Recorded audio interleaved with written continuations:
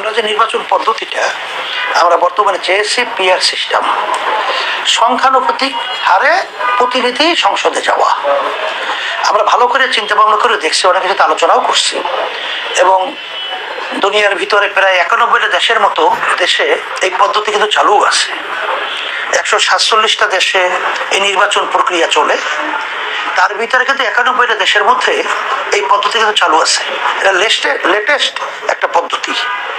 আর এর মাধ্যমে যেটা আমরা জাতীয় সরকার বলি, জাতীয় সরকারের ব্যাপারে পিআর পদ্ধতির বাইরে জাতীয় সরকার হওয়া কিন্তু আদৌ সম্ভব না। এখানে প্রতিটা ভোটারের এখানে কিন্তু মূল্যায়ন হবে। দল যদি মার্কায় ভোট হবে, 1% ভোট পেলেও তাদের 3জন এমপি তাদের পার্লামেন্টে থাকবে। সব দল যদি দেশ পরিচালনার দায়িত্ব পালন করে, তখন এই দেশটা সুন্দর হবে, এটাই হলো বাস্তবতা।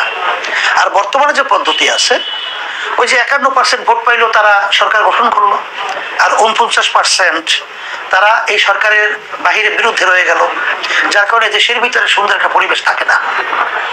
এদের থেকে আস্তে আস্তে তখন তারা চাইবে এদেরকে দমন করতে, আবার তারা চাইবে তাদেরকে উৎখাত করতে।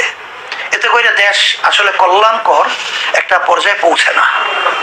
বিধায় এই 53 বছরে এইভাবেই পরিবেশটা বাংলাদেশে কিন্তু হয়ে আসছে। এই জন্য আমরা চাইতেছি যে পিআর পদ্ধতিতে যদি নির্বাচন হয়, তাহলে সেখানে সবাই অংশীদারিত্ব থাকবে এবং দেশ একাত্রিত পরামর্শ ভিত্তিক দেশ পরিচালনা করা যাবে। আর একক ক্ষমতায় আসীন হয়ে যে ফ্যাসিস্ট চরিত্র তৈরি হওয়া, এটাও থাকবে না।